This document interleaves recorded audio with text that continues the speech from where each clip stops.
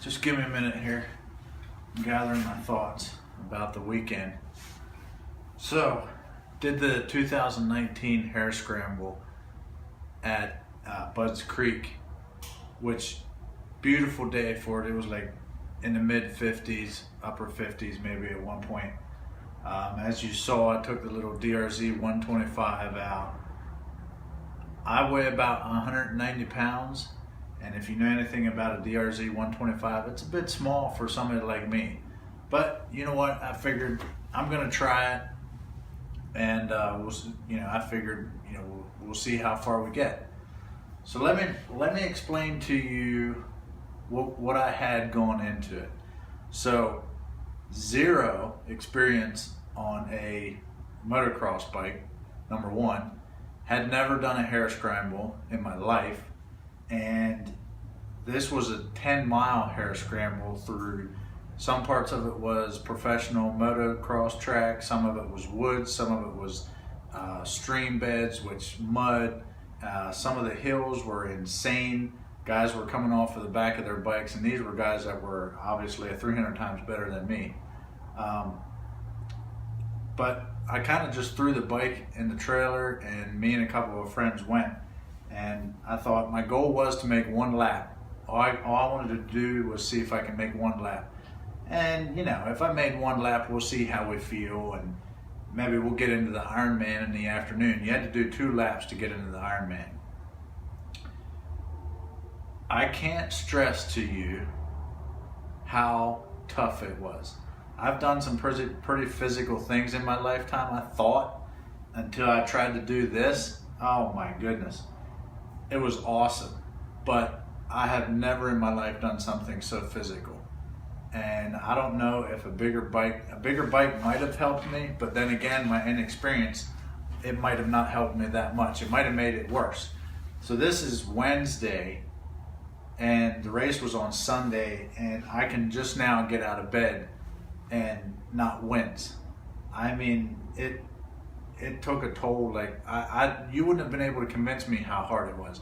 I had people tell me that Hare Scrambles are no joke. You gotta condition for a year, and I talked to some people, and they're like, yeah, I've been preparing for this for like a year or so, riding a few times a week, hydrate and all that kind of stuff.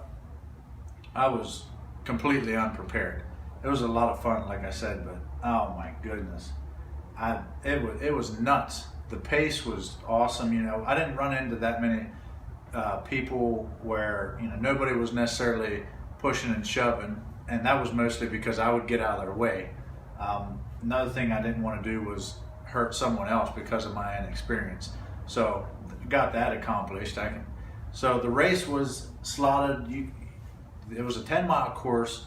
You had to see how many laps you could do in an hour and a half, I believe it was. Well, it took me an hour and 45 minutes and some change to go around once. And when I was done, when I crossed the finish line, I was completely done. Went back to the trailer. There's no way I could have done a second round. So if you're thinking about doing a Hare Scramble, absolutely do it. Absolutely. It was a great time. Met a lot of great people. There was over 300 bikes, which means there's over 300 people there just on bikes. That's without people watching and all that kind of stuff. So it was a great atmosphere. Got to see a lot of very cool bikes. Got to talk to a lot of cool people that do this sort of thing a lot more than me and are a lot more experienced. So I'm absolutely going to do another one, but I can tell you that I'm going to have a different bike. It's going to obviously be a bigger bike, more suited to my size, and I'm going to practice a lot more. You got to be in shape. I went into the race and I was already dehydrated going into it. It wasn't that I was thirsty, but we all know that by the time you're thirsty, your body's already under like 7% water. So I went in dehydrated. I hadn't eaten a big breakfast that morning, so my hydration and my nutrition was completely wrong going into it. I hadn't rode this bike on dirt at all. I hadn't ridden a dirt bike in the dirt at all for the past 4 years. I just hopped on this thing and did a 10-mile Hare Scramble. Would not recommend that. another thing was I didn't have a camelback, which is basically a sleeve which you can put a bag with water in it. Hose comes up and goes into your helmet so that you can drink throughout the race. That's an absolute must from what I've seen and from what I've experienced. You know, a lot of people had 2 strokes because of the power band. There were some 4 strokes there as well. You know, obviously I was dead last. I'll just throw that out there right now.